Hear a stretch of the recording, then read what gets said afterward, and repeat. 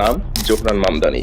Trump যাকে মাটিতে মিশিয়ে দিতে চেয়েছিলেন হয়ে উঠেছে সেই ট্রাম্পেরই সবথেকে বড় মাথা ব্যথার কারণ।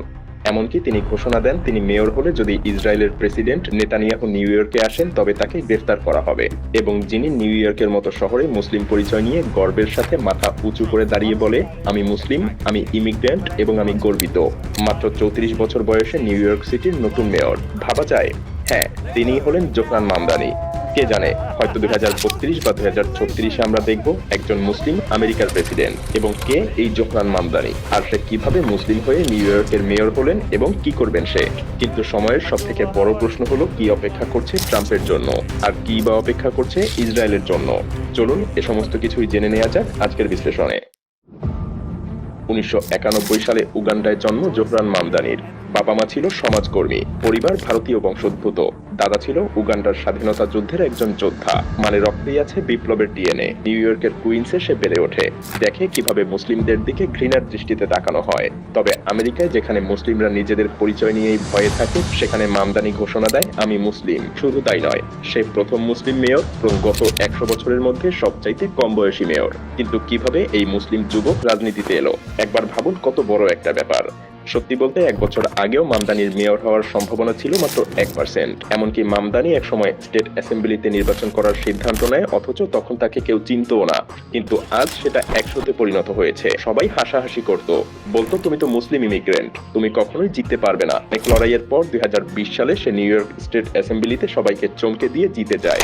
সাধারণ মানুষ বেঁচে থাকার জন্য 2-3টা চাকরি একসাথে করে, তাই 2025 সালে সে মেয়র পদে প্রতিদ্বন্দ্বিতা করার সিদ্ধান্ত নেয়। আসলে তার প্রথম কৌশল ছিল সবচেয়ে বুদ্ধিমত্তাপূর্ণ। মামদানি নিজেকে পজিশন করে ট্রাম্পের সরাসরি বিপরীতে, এবং ট্রাম্প সেই ফাঁদে পাও দেয়। ট্রাম্প টুইট করে, মামদানি জিতলে আমি নিউ ইয়র্ককে অর্থ দেব না। মানুষ বুঝে যায় ট্রাম্প ভয় পাচ্ছে মামদানিকে, তাই ট্রাম্পের বিরোধিতা মানেই মামদানির পক্ষে ভোট। আর এমনিতেই নিউ ইয়র্কের মানুষ তো ট্রাম্পকে পছন্দই করে না। দ্বিতীয় কৌশল ছিল সোশ্যাল মিডিয়া বিপ্লব। সাবওয়েতে সে সাধারণ মানুষের সাথে কথা বলে যেন একজন খোলা মনের সৎ ব্যক্তিত্ব। কোনো রাজনৈতিক বক্তব্য নয়, একদম সোজা কথা।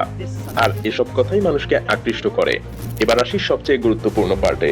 ট্রাম্পের আমলে এরা ছিল সবচেয়ে টার্গেটেড কমিউনিটি, কিন্তু এখন নিউ ইয়র্কে প্রায় 10 লাখ মুসলিম বাস করে। এখন নিউ ইয়র্কের মেয়র একজন মুসলিম, আর মামদানি ক্লিয়ার করে বলে নিউ ইয়র্ক ইমিগ্রান্টদের শহর। মুসলিমদের আইডেন্টিটি ক্রাইসিস ছিল বিশাল। ট্রাম্পের চাপে অনেকে নিজের পরিচয় লুকিয়ে রাখত। বাংলাদেশি, পাকিস্তানি, ভারতীয়, আফ্রিকান সবাই এখন বলতে পারছে হ্যাঁ আমিও মুসলিম। মজার ব্যাপার হলো ট্রাম্প জানতো তার প্রভাব কতটা কমবে যদি নিউ ইয়র্কে একজন মুসলিম মেয়র বসে। নির্বাচনের 1 রাত আগে সে কুয়োমোকে ভোট দেওয়ার জন্য ভোটারদেরকে আহ্বান করে। আরো বলে নিউ ইয়র্কে সে ফান্ড দেবে না যদি মামদানি মেয়র হয়। ট্রাম্প যদি ফান্ড না দেয় তাহলে পুরো আমেরিকার অর্থনীতি ধ্বংস হয়ে যাবে, এবং এটা 2028 সালের প্রেসিডেন্সিয়াল ইলেকশনে ট্রাম্পের জন্য বিপদ ডেকে আনবে। তাই ট্রাম্প নিউ ইয়র্কে ফান্ড দেওয়া কোনোভাবেই বন্ধ করতে পারবে না। শুধু ট্রাম্পের জন্যই না, বরং ইসরায়েলি জায়নিস্টদের জন্য জোহরান মামদানি অনেক বড় বিপদ ডেকে নিয়ে আসতে পারে। এমনকি মামদানিকে এখন অনেকে 2032 বা 2036 সালের প্রেসিডেন্ট হিসেবেও দেখছে। কারণ মামদানি স্পষ্ট বলে গাজায় যা হচ্ছে তা জেনোসাইড। সে আরো বলে আমি যদি মেয়র হই, ইসরায়েলের প্রধানমন্ত্রী নেতানিয়াহু নিউ ইয়র্কে পা রাখতে পারবে না, তাকে গ্রেফতার করা হবে।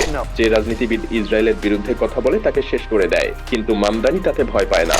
একজন মুসলিম, একজন সোশ্যালিস্ট সবচাইতে শক্তিশালী শহরের মেয়র হয়েছে, আর এটাই প্রমাণ করে যে আমেরিকাতেও পরিবর্তন সম্ভব। তবে সময় বলে দেবে যে এই পরিবর্তন আসলে কোন দিকে যায়।